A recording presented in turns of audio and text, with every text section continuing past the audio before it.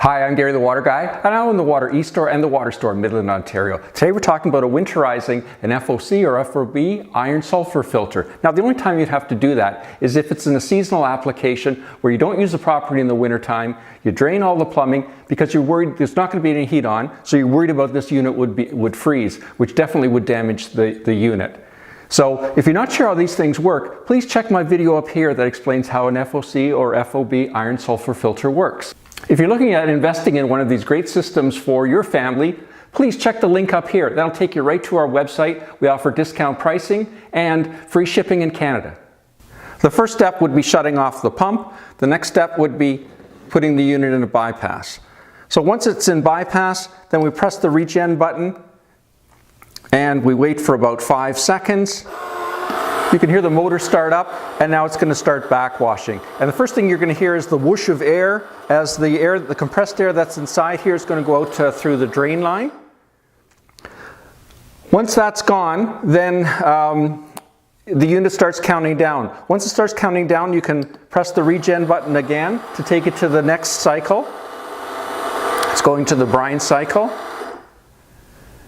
And we're going through the brine cycle, and then you push it once more. And now it's going to take it back to the home position.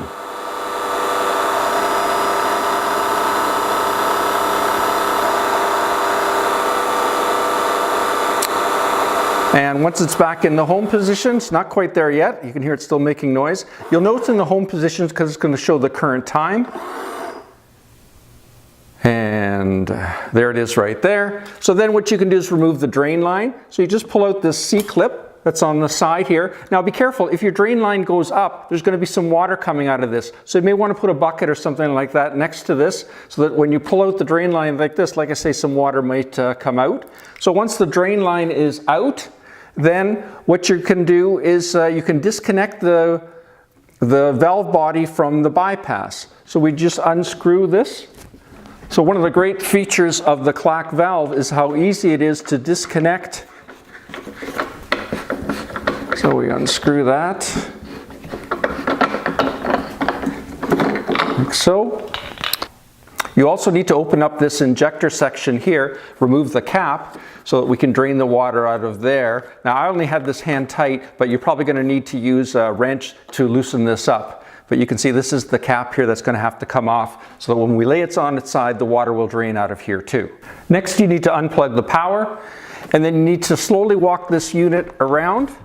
It'll be a lot heavier than this one is because it'll be full of water. And then once you've got it turned around like this, then we'd use a bucket, put it underneath, and you'll need some help. A friend might help you because, like I say, again, this is going to be quite heavy. And then you just lean this over and start draining out the water. Of course, as it starts to lean more, there's going to be more water coming. So what you can do is, again, walk it back a little further and then lean it down further. Once it's horizontal, then you can leave it laying on the ground. And what you'll do at that point, you'll put the cap back on the injector because once all the water's drained out, it will be empty. And make sure that's tight so that in the spring when you hook it up, and you can put the air inlet to the side. And again, now the unit would be horizontal. You wouldn't want to leave it vertical like it is now, but I'm just doing this to show you a little bit easier here.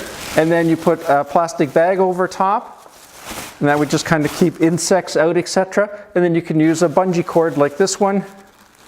Wrap that around a couple times and hook it in together. Oops. Put it in together on the other side here.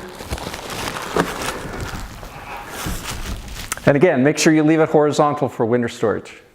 Once you have the unit reconnected, make sure the bypass is in the bypassed position. Turn the water on from the pump and check for leaks. Then what you're going to want to do is put it into service. So I have a great installation video up here that shows how to put an FOC FOB Iron Sulphur filter into service. Check that out and that'll help you through the rest of the process. And that's it. If you like what you saw today, please click the subscribe button. That way you'll be notified of all the new videos that become available on this channel. Also, please share this video with your Facebook friends. I'm sure they'd really appreciate it.